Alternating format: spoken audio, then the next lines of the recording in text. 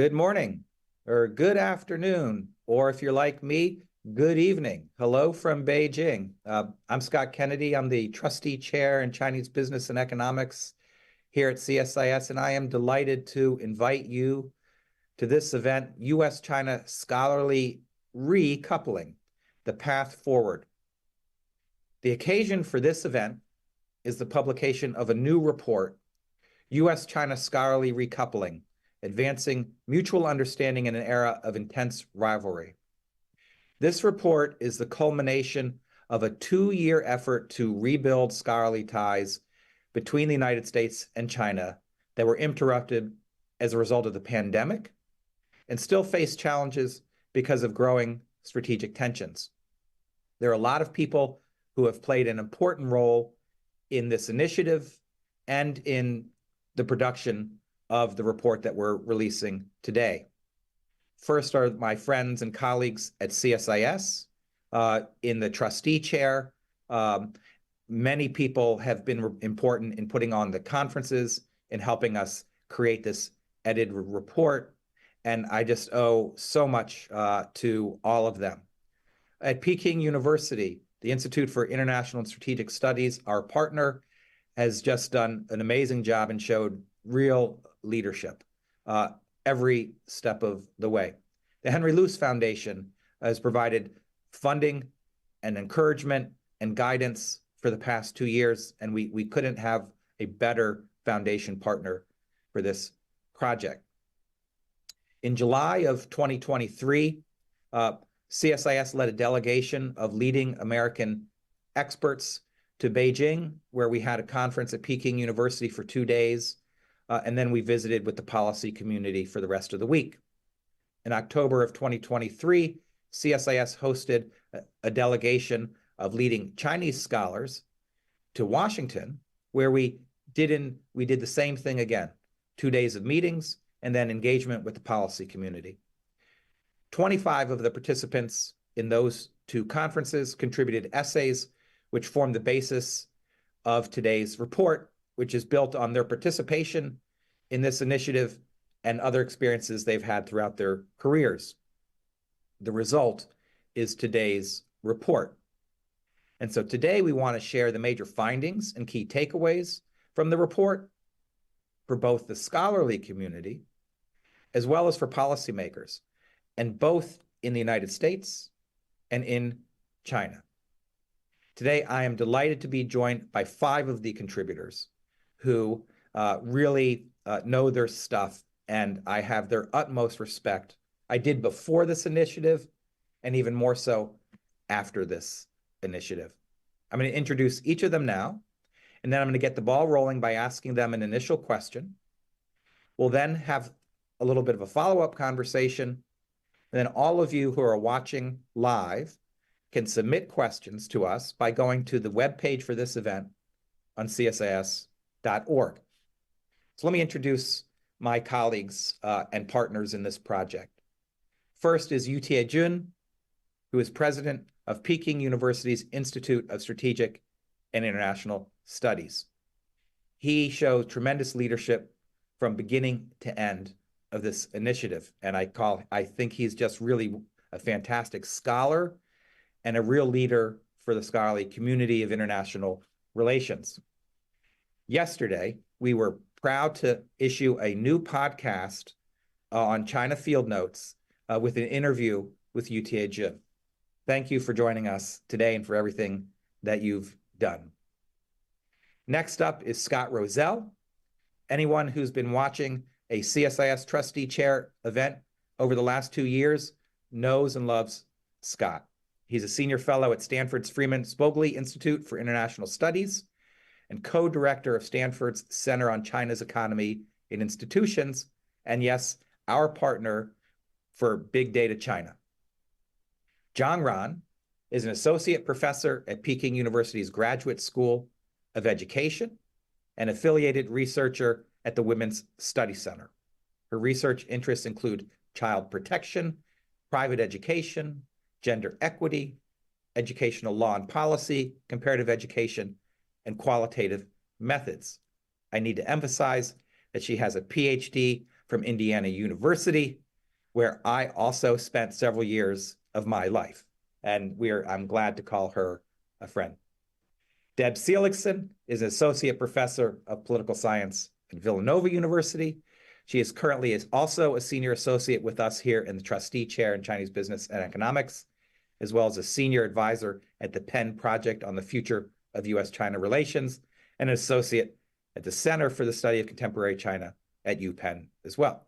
Her research focuses on Chinese politics, U.S. China relations, public health, energy, environmental politics in China and India. And last but not least, Xie Tao, who is Dean and Professor of the School of International Relations and Diplomacy at Beijing Foreign Studies University. He holds a PhD in political science from Northwestern University. His research interests include the U.S. Congress, elections, public opinion, and U.S. China relations. And not to be outdone by Tiejun, last month we featured Xie Tao in China Field Notes for our podcast, where he discussed his trip to observe the Iowa caucuses in January, which I think, if I remember, was not a very warm month in Iowa. Thank you all for being with us today and for your contributions.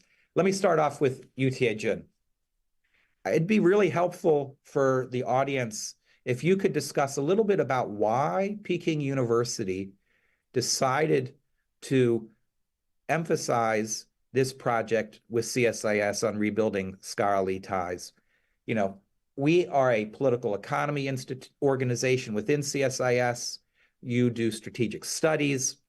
What were some of the reasons you decided to move forward? What were some of the challenges that you faced? What are the positive benefits that you see from this project? Tiejun? Thank you very much, Scott, for having me here. As you just mentioned, actually during the pandemic, Scott and my teacher and predecessor, Professor Wang Jisi, they have taken some path-breaking way to, recoupling the scholarly exchange between the United States and China. I think they are the unique, a pair of exchange to the other side of the country. So we want to broaden those kind of intellectual bases following their way. Peking University should do this a step forward. Last year is the Peking University's year of global reach strategy. The pandemic has just ended. 20th Party Congress has also ended. We are encouraged to go abroad to reconnect it with the outside world. So the timing is very good. Our leadership also emphasized very much about the people-to-people exchange. Following this kind of, the path-breaking example of Scott and Professor Wang Jisi, we want to do more. So fortunately, we are encouraged by the university, the MOFA, Ministry of Foreign Affairs, and Ministry of Education. So I personally, I think I benefit very much from this exchange. So we testified. Even I'm an expert of security studies and I even can travel to the United States. I think, we talk about the problem of over-securitization. We share a sense of comradeship, a community. We can talk about freely with our counterparts, our American colleagues, on all problems or issues we both are interested in. So I think that's the most important things from this pair of conference.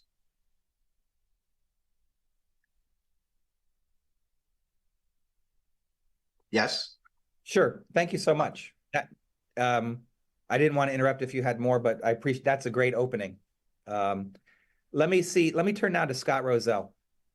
and Scott, who's been at Stanford for a long time, is an economist, but also Stanford has experts in many different fields that he interacts with, and has traveled to China many, many times for field research as well. And for the volume, you helped really give us a sense of why scholarly exchange is important. So I'm really curious from your personal experience, as well as the work that you did for this report, why you see scholarly exchange as important, and what would be lost if we had scholarly decoupling. Good. Thanks, Scott, and Tiejun. Good to see you here, and the whole group. Of our whole side of our group that went to Beijing in July 2023 and hosted our Chinese colleagues in October, I was the only development economist. I'm not sure why Scott invited a development economist. We sit in the field and collect data, but then so that's what I decided to do when after meeting our colleagues on both sides and talking to policymakers, is really see what the data show about sort of the benefits of scholarly exchange and the cost of disruption. So, I went through the literature. I just found papers that had been published and had very high quality data. And I mean, if you do this, and you can read the chapter in Scott's and Tiejun's report, it comes out clear. International collaboration drives advancement in research and technology. The rise in the number of internationally co-authored papers in recent years really highlights the importance of international collaboration around the world, and the role of cross-border research networks in creating new knowledge and across various fields. International collaborations aims to facilitate progress and solve problems of the world that single countries just can't do alone. And this is true in the literature in both STEM, social science, and humanities. So, it's pretty clear it's cross-cutting. So, when you look at the literature, the most productive research collaboration, number one in all of academics ever, including STEM and social sciences, is between scholars of the United States and China. That's what the literature shows. Many studies have documented the benefits of this collaboration, as well as the costs that's happened because of this declining political relationship, the collateral damage that I like to say, that we have to really try to address.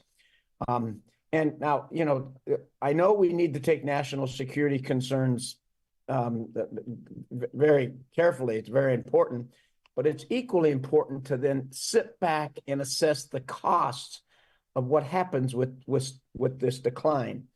And when you go look at the literature, you basically, in this, every single paper that we've taken out, we then look at what the data say about the cost about benefits and costs. Let me give you just a couple examples of this. I have colleagues at the University of Arizona, Lee and Haupt, who wrote a paper just as 2020. And basically, they found between 2014, 2018, the number of science and engineering publications between the U.S. and China increased by 10,000 publications. That's 50% a year. It was just booming up until that time. More than any other countries, the U.S. collaborates with China and publishes publicly. I mean, this isn't science. This isn't national security. This is open research that's affecting world problems. The National Science Foundation has actually similar results in papers that they have. There's another paper by Xie Tao and Molly Roberts, our colleagues in the University of San Diego, and they show that China has been the most important collaborator of U.S. scientists in life sciences to 2013. and it's increased not only publications, but citations. So these are quality publications that are putting research out there for the world. So that's one side of it, the publication side. Us academics, we care about those publications, but we also care about building the foundation for future work. When you look at student exchange, another part of this collaboration, international students, those, and again, studying STEM and studying social science and humanities from China, really absolutely drive research productivity in the U.S. We had 88,000 students from China, graduate students from China in the U.S. In 2011. By 2019, 2020, this had risen to 137,000. So China by far is the number one source of international students in the U.S. 35%, that's 1 out of 3 U.S. science and engineering students came from China, according to the National Science Foundation. And, so you say, well, is this part of the problem, or is this the collaboration? What you need to know is, according to the National Science Foundation, between 2005 and 2015, almost 90% of these STEM graduate students that come to the U.S. stay in the U.S. They want to be part of the U.S., be part of this system. And not only do doctorate students, recipients, produce research, and while they're students, of course they do. I mean, ask my grad students. I make them produce research. But when they graduate, they continue to conduct research in the private sector, and they stay in faculty positions, and they're very, very highly productive. That's from a paper from Gale and Piacente. So, this is very important. There's other factors I'm not going to go into. You can read the report. There's new technologies. There's patents. All of these have been enhanced by this collaboration. And again, I know that there's national security issues, but but there's also a cost to this, and I think this is what we need to balance. We've done a survey of a number of universities in the U.S. and in Europe, where we find that the number of graduate students in STEM fields has dropped dramatically. The professors who run the labs, the professors who run the courses in the U.S. have said they've felt this, and it's impacted their research and productivity very negatively. The other thing that we signed when you go to Germany is the number of top students from these universities like Peking University, where Zhang Ran and Tiejun are from Tsinghua, from Fudan, from the Shanghai Jiaotong, that they've been going to Europe. So Europe has sort of cast this de-risking in another way. They know there's national security concerns, but they've also taken steps to make sure that the productivity from that relationship doesn't fall too much. Take national security seriously, but then try to exploit all of the good that comes with that. My own personal exchange, and then I'll quit, is Scott Kennedy is now sitting in Beijing. I'm getting on a plane the day after tomorrow. We're restarting our collaboration between Stanford and Peking University.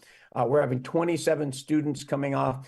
We're going to have almost 30 Peking University students in our classes. We're then going to invite them back this next summer, and that these collaborations in the past have ended up, producing students on both sides that have gone ahead and done remarkable work in all fields, STEM and social sciences. So I think this is important. This is what the data say. These aren't what we hope or feel. So I think we need to take this seriously and balance out the risks of national security versus the benefits of reestablishing scholarly exchange. Thank you, everyone. Sure. Well, thank you, Scott. We're going to come back to some of those challenges in just a little while.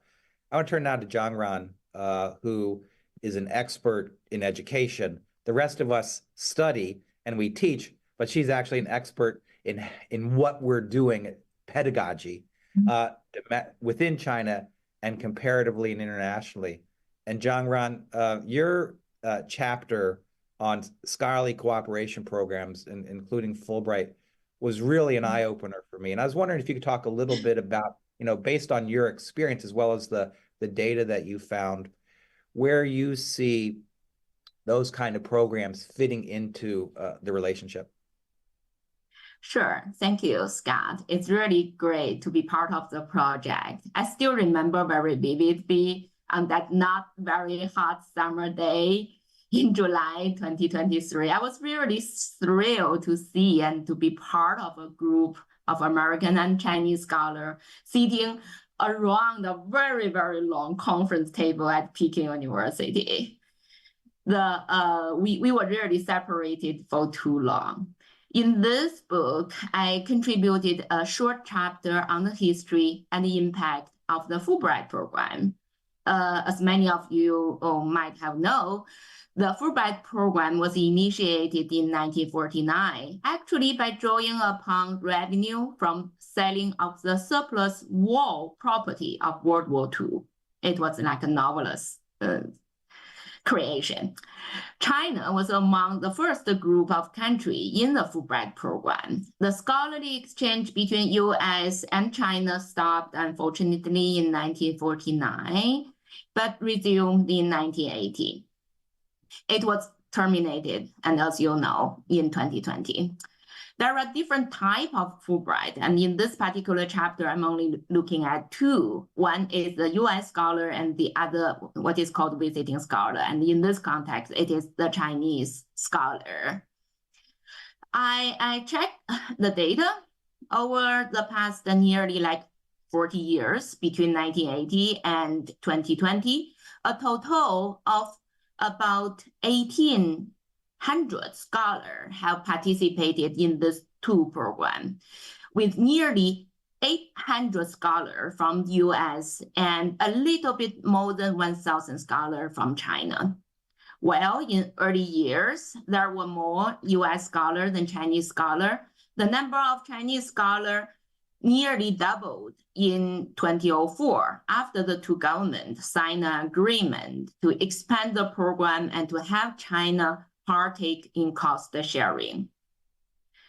The impact of Fulbright program has been really well documented. The program was very much like a bridge that helps to break stereotypes on both sides and enable excellence in academic research. The Fulbright program was also like a symbol, given its very small size, yet such a small symbol attests to the position whether we are committed to people-to-people interaction, despite all the tension and conflict. I think that today's panel reflects the very value of scholarly exchange, the very same spirit of Fulbright program. All the participants have spent considerate time in their life in each other's culture. As Scott mentioned, I teach qualitative method at PKU, and in my class, I try different ways to help my students try to see from the other side of the mirror. And I think that is also the very spirit of this culture exchange program, or just by borrowing the phrase from Fulbright. Only with this emphasis on equal footing can we really stay from abstraction that seem to dehumanize us. And it is also for the survival and the future progress of humanity. Thank you. Well, thank you, Zhang Ran. Deb, let me turn to you.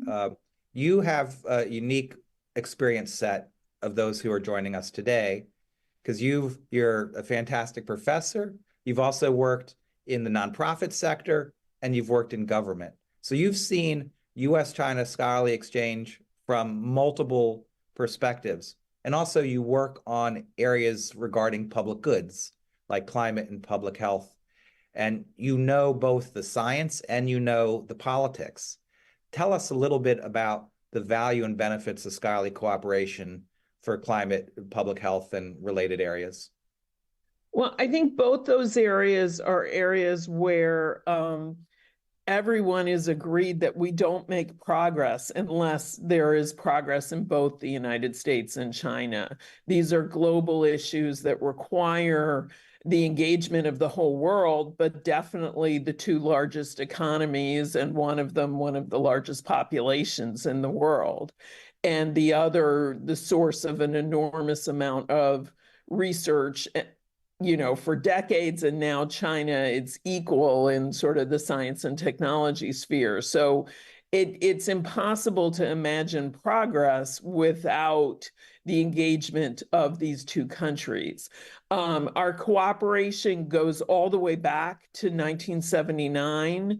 The U.S. China Science and Technology Cooperation Agreement was the first agreement signed between President Carter and Deng Xiaoping immediately upon normalization. The first scientific missions to the People's Republic of China to talk about how this cooperation would happen actually preceded normalization. From the very beginning, public health was a huge area of cooperation, and the U.S. CDC was a key partner in helping found the China CDC. And there's been just enormously productive research between the two countries. And it's really helped develop all of the biological sciences. Our cooperation during SARS back in 2003 was really important in that what turned out to be an astonishing victory, where a new novel disease was actually wiped off the face of the earth. That doesn't happen very often. We worked with China on HIV/AIDS, and I think the incredible success of China in containing what people had predicted would be a sort of a mass epidemic, and really hasn't been, has taught the whole world a lot of lessons about how to address HIV/AIDS. Frankly, the Chinese government was far less squeamish than most U.S. localities in addressing things like drug use. And obviously, while things were tenser during COVID, the fact that we got the genome so quickly is why we have vaccines. And so it's been really important to have this research over many years. When we talk about climate, I mean, going back to the beginning, there was work on energy conservation that didn't talk a lot about climate science if we go back to the 80s, but was really important in helping China start to reduce the incredible energy intensity of its economy. And then starting in the 90s, we did a lot of work to help the Chinese measure and start to assess climate change when it was a very new idea. During the Obama administration, we really went to a new level with something called the Clean Energy Research Centers, which are well documented in Joanna Lewis's new book, Cooperating for the Climate. And in the Clean Energy Research Centers, we didn't just do science, we did technology, we did policy. We really worked together to advance climate policy in both countries. And I think one of the things today is we have a lot to learn from each other because we have very different approaches. And we really need to be on the ground in both countries to see what's going on and learn those lessons. To give an example from my own work, living in China in 2002, 2003 was when I really saw that the Chinese have a very different approach to electrifying transportation than anybody else, one that is much more integrated from the high-speed rails through large vehicles, buses, trucks, etc., all the way down to electric two-wheelers. China has 300 million electric two-wheeled vehicles. And if we think about how we're going to address climate change, especially in developing countries, coming up with cheap, reliable, non-carbon personal transportation is going to be an important part of the whole story. That was an insight I really wouldn't have had if I wasn't sitting in my house under semi-lockdown, looking out the window and thinking about how the world worked. And I really think there's an important aspect to working together with colleagues, to really seeking to answer questions together. And that's been at the heart of what has been incredibly collaborative work in these two fields over many, many years. While things, especially on the public health side, get tense from time to time because politicians outside of the sphere start either bringing in extraneous issues or accusing each other of all kinds of things. And we all know there were a lot of rumors during COVID. The work between colleagues has been incredibly productive and incredibly warm. And I really hope that that can continue. Thanks, Scott. Thank you, Deb. Xie Tao, your chapter focused on area studies. Now, you're an Americanist in that you really try to understand what happens inside the United States. Hence, I mentioned at the beginning your trip to Iowa to look at the Iowa caucuses. Can you tell everybody a little bit more about the growth of area studies in China in general, and then what it is like for Chinese scholars as well as students to be interested in area studies, what they want to do or what you've done so far, and maybe talk a little bit about the growth of American studies in China. Oh yeah, Scott. Let me start off by saying that it was a real honor for me to be part of the project between CSIS and Peking University. And I'm so glad to get to know so many people like Zhang and Scott and Deb and others, right? And so I want to have this a big thank you to CSIS and also to Peking University. About area studies, as I mentioned in the book chapter, I selected the topic because arguably this is the biggest academic event or news in China since the end of 2022, when the Chinese Minister of Education decided to add area studies as a new independent interdisciplinary discipline into the Chinese catalog of graduate education. However, because it does not have an independent status like in the political science or sociology, and so even if you have a degree from area studies in China at the moment, you can only get a degree in either law or history or economics or foreign languages. So that's the background about the growth of area studies in China starting from 2022. Now, I proposed in my chapter that this is a great potential for scholarly cooperation, collaboration between the two countries, because as you probably know this as well as I do, is that United States area studies took off shortly before the outbreak of the Second World War and really had its golden period in the post-Second World War period, especially during the Cold War, right? Out of the demand to know more and know better about your enemy. And so you have a Sovietology. And then after the breakup of the former Soviet Union, and you have post-communist studies, all this. And then the United States has had a long tradition of studying Africa. You have out of all this, you have these major theories and paradigms like modernization theory, middle income trap, all this. And so the United States is indisputably a leader of area studies in the world. And so China has just begun to take these necessary steps to promote area studies.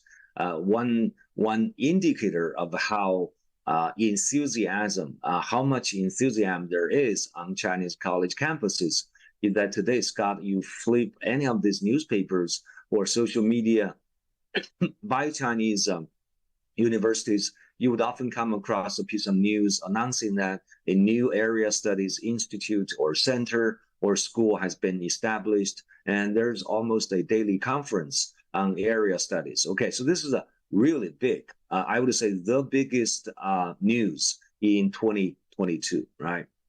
So looking ahead, China, Chinese companies, Chinese businessmen go outside China, they definitely need the knowledge about the places and the people they are dealing with, the places where they invest, the places where they are building their factories. And so, in a word, I believe, with the growth of Chinese economic power, China's diplomatic influence around the world, both the Chinese government and the Chinese people, as well Chinese scholars, just out of pure intellectual curiosity, they want to know more about the outside world.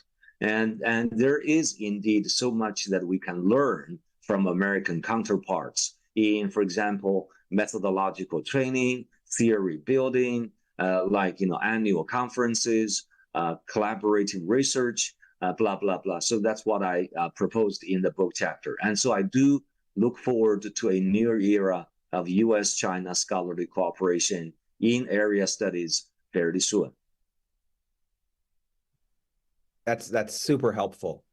We've gotten a few questions in, and even though I've got questions that I prepared and I want to ask, and we will get to those, some of the questions that have come in are ones I think that deserve to be put up front. And it gets back to the point that Xie Tao just made, as Scott Rozelle brought up, was the focus actually of Zhang Ran's discussion as well. And it came up from all of you, and that is students. Students from the United States, their numbers traveling to China have dropped a lot, like dramatically, right? I think at the low point, it was under 300. I think maybe we're now around 1,000 American students on the ground in China. There are a lot more students from China in the United States, but even those numbers have fallen quite a bit. In the case of students from the United States thinking about China, they're worried about safety. They're worried about information access. They recognize that there is a level 3 travel advisory for China, which is reconsider travel issued by the State Department. For students thinking about the United States, they're thinking about visas, what happens when they arrive at airports, anti-Asian hate. There's lots of concerns in both directions. I was wondering if you all could speak to those concerns, how justifiable they are, and then what can government policymakers do? What can university administrators do? Maybe what can professors do, like each of you, to try and create a better environment where students are more enthusiastic about taking up the opportunity to travel abroad? I was wondering maybe if we could start with Xie Tao first, since he just talked about area studies, and then go to Zhang Ran, Deb, Tiejun, and Professor Rozelle. Okay. Xie Tao? So obviously there is a very strong interest among American students and scholars to come back, let me use the word come back to China after this hiatus of COVID-19, right? And like when I met students during my most recent trip to the United States at Emory, at Stanford, at Chicago, they did show very strong interest in coming over to China to do field research. But they also obviously have some reservations, anxieties about coming over to China. So what I can say to prospective American students who plan to come to China is that China is not really that scary. And at least I have never had heard of any case of American student who had a problem entering China at the airports or have been stopped for long hours of questioning by Chinese immigration authorities. At least to my knowledge, I've never heard about these cases. Whereas you look at the other way around, so many cases of Chinese students who were interrogated by U.S. immigration officials. There are so many of them. So I think this is this fear and worry about traveling to China is completely overblown.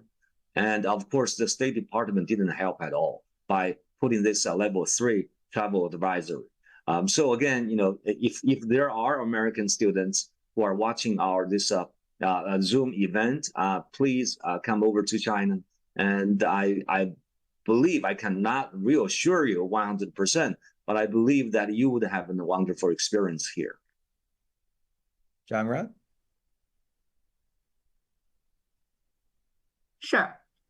Well, I'll just speak from my experiences. I think in the past 2 or 3 years, I have been working with both American students and other international students here at PKU. I was teaching at YCA, the Yanqing Institute of Peking University, as well as in my school.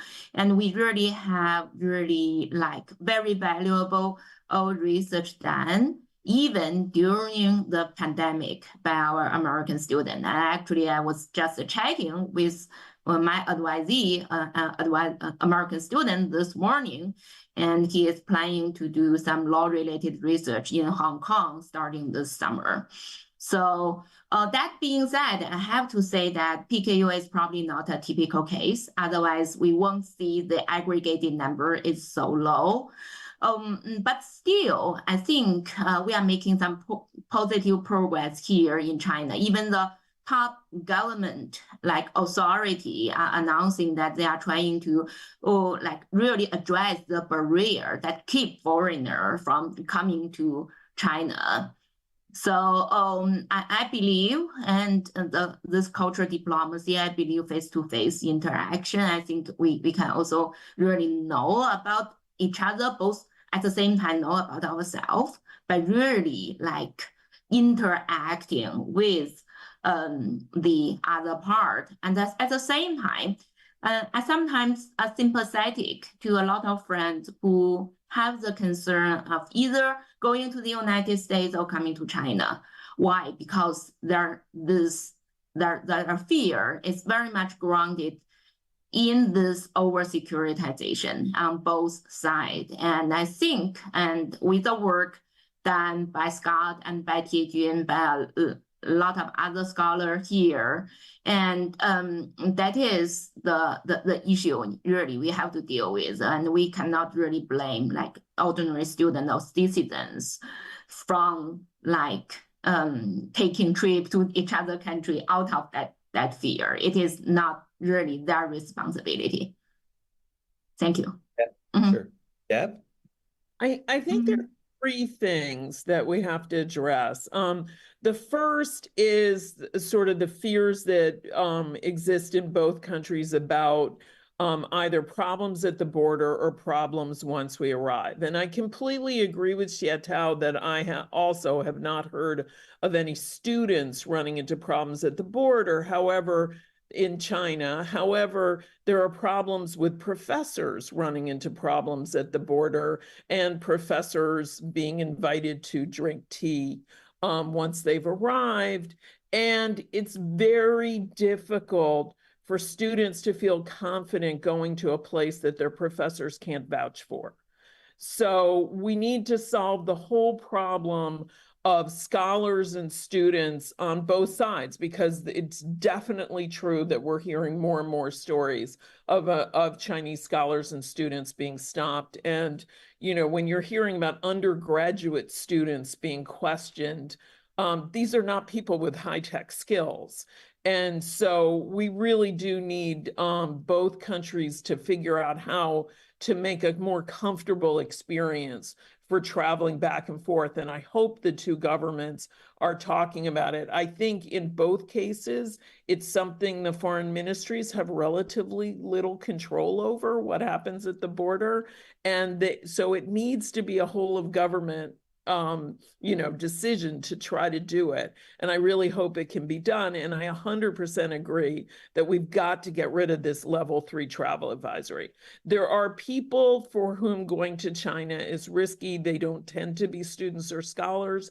And so we need a more specific travel advisory. I mean, one of the things I've always had an issue with is that the State Department tends to issue very specific travel advisories for sort of OECD countries and much more general ones for everybody else.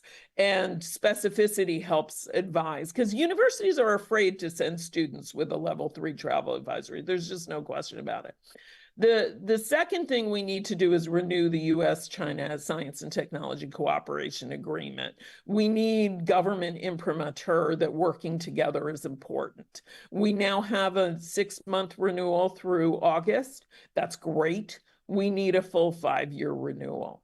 And the third thing we need to do is increase travel, increase airline availability so that it isn't so expensive. Students are not going to go to a place that costs, $3,000 or $4,000 if they can have an overseas experience for, $500 if they go to Europe or Mexico or something. So we need to offer much more affordable. And, frankly, what that needs is China to repair its relationship with the U.S. business community, because airlines don't make money from moving students back and forth. They make money from filling those business class seats, and they'll only do that if business really livens up. And I think that means reaching out to a new, younger, more entrepreneurial, more diverse group of American business people. It's great that President Xi Jinping met with a bunch of American business leaders, but I was not the only one who noticed that every single one of them was male, and not many of them were very young. And if you think about where the future comes from, it's in the United States, it's absolutely a younger and more diverse group of people. And I think if you can get them interested in business, then you're going to be able to fill those front of the plane seats that would make the airlines actually want to run more flights. That's Terrific. What I got. Very helpful. Tiejun? Yes.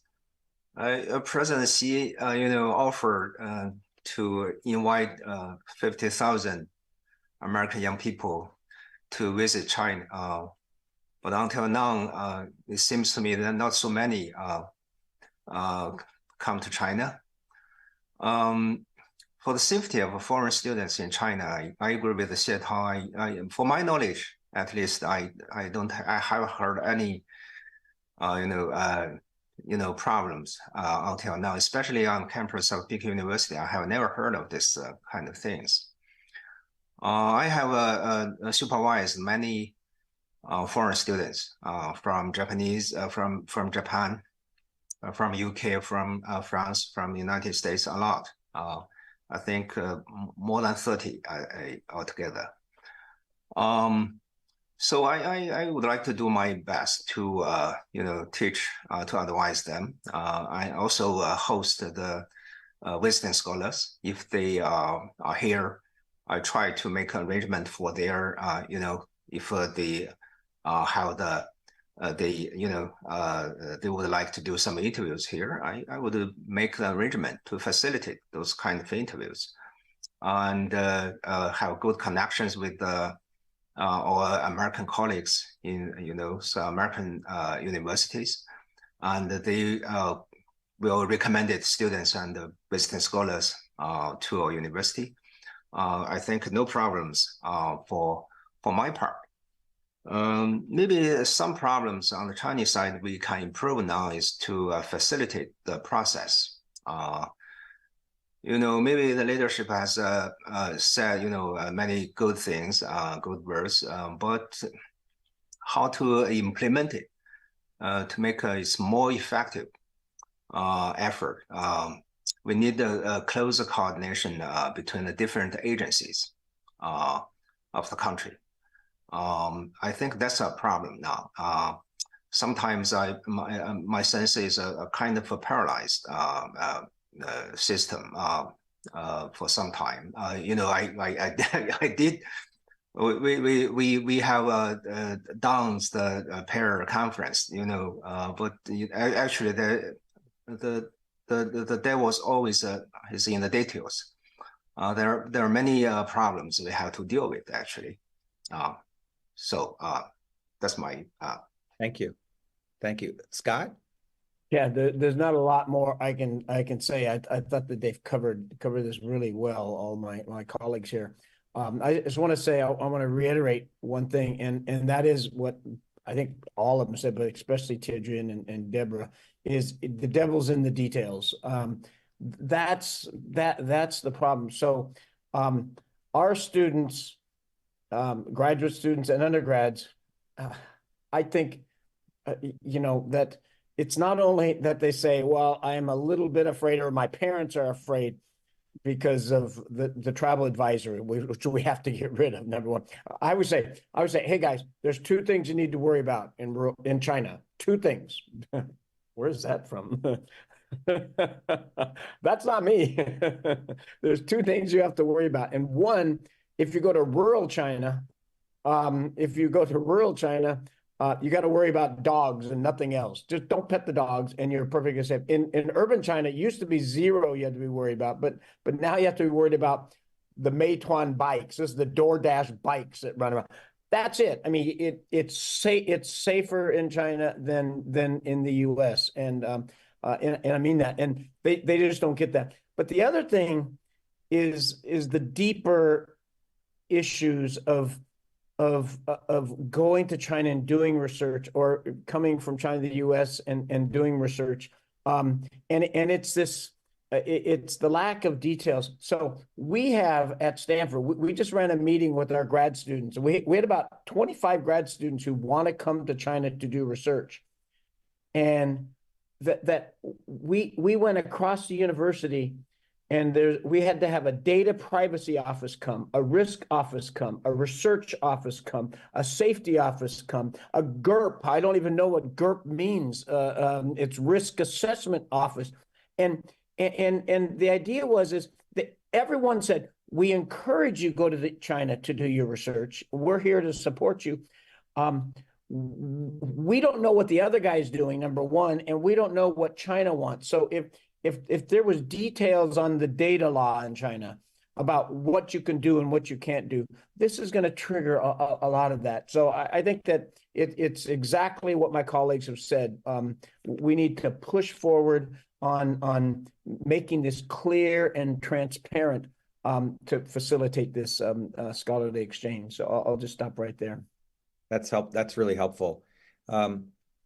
You know, we've started a conversation about the path forward, and you all have weighed in with suggestions about encouraging, facilitating student exchanges. And I want to see if we can put this in a broader framework.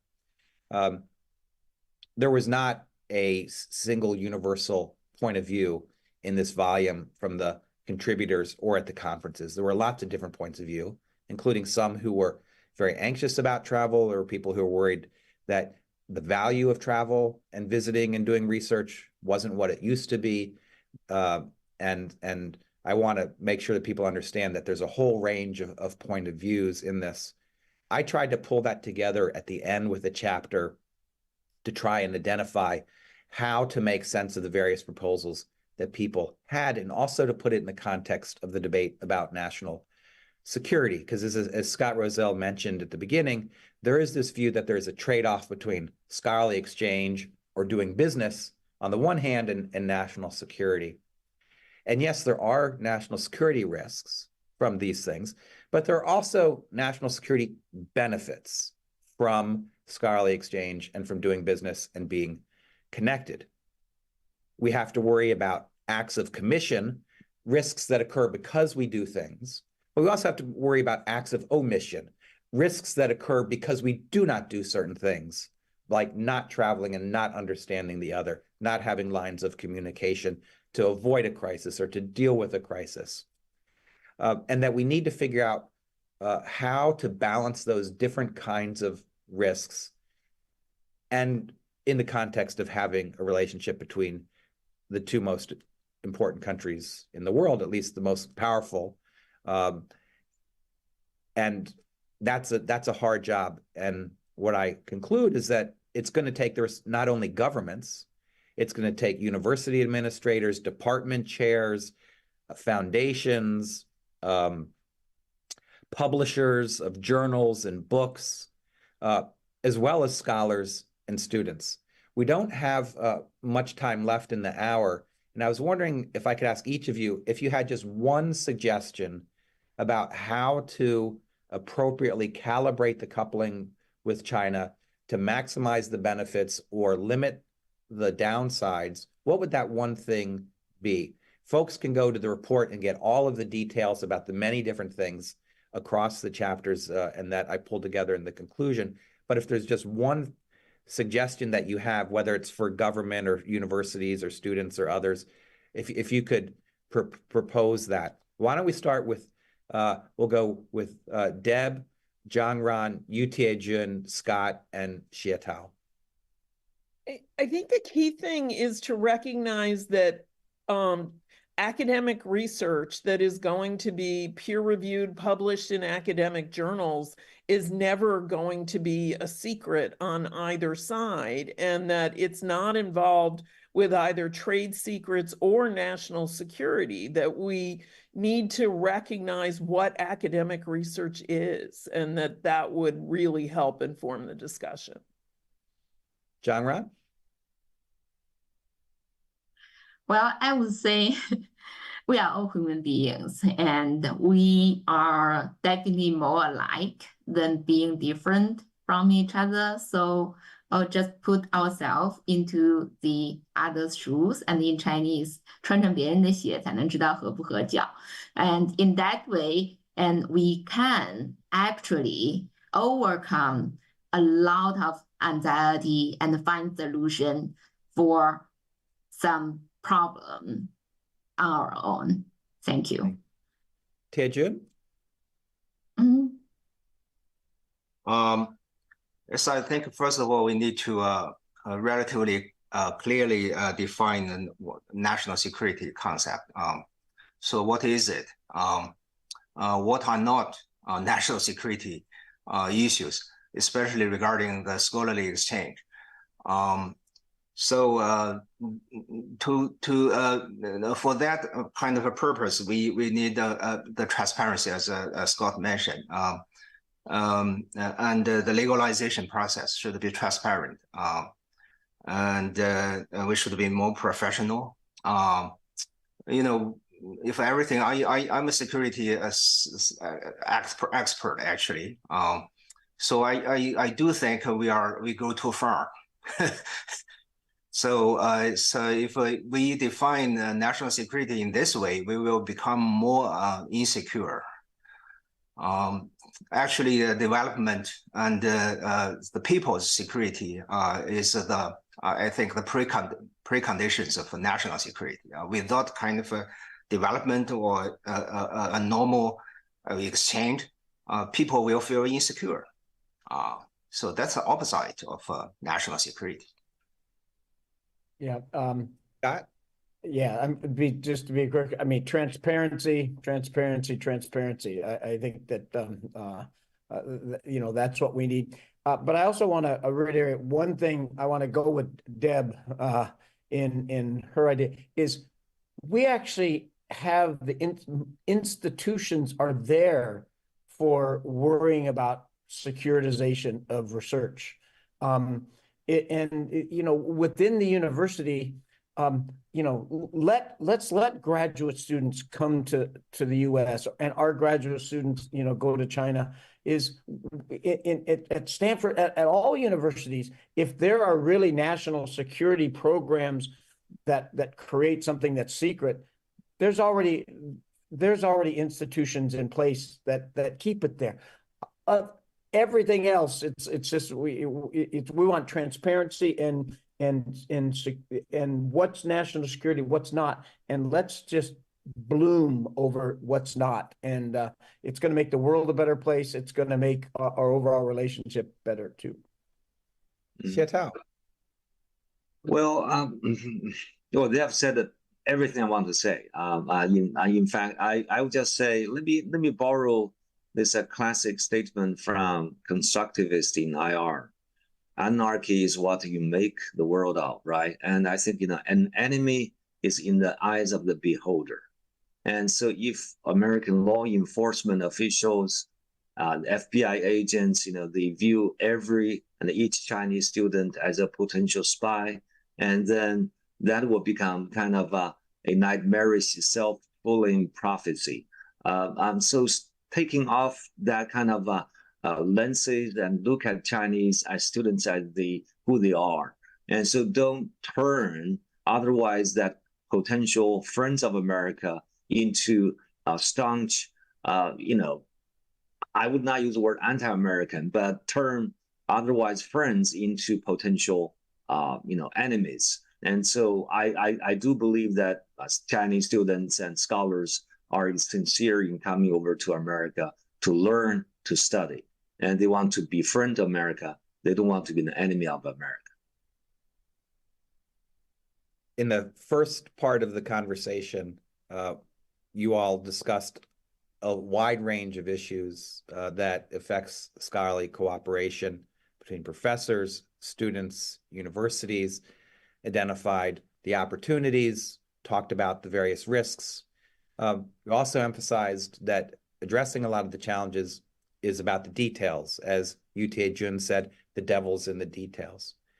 You've also explained why we need to have a bigger picture in which to look at this relationship more clearly, address worries about over-securitization, look at the values broadly, think about transparency and other ways in which we already have institutions and mechanisms to manage the challenges. I think the big takeaway from this is that although there are some concerns that people have that are either reasonable or that we can understand why they would, there are ways to move ahead because the scholarly relationship is too important to give up on because the upsides are so high and the downsides from not having a relationship are also so horrible. So it's a huge responsibility that we have. And I think anybody watching can understand why this has been such a valuable project and initiative.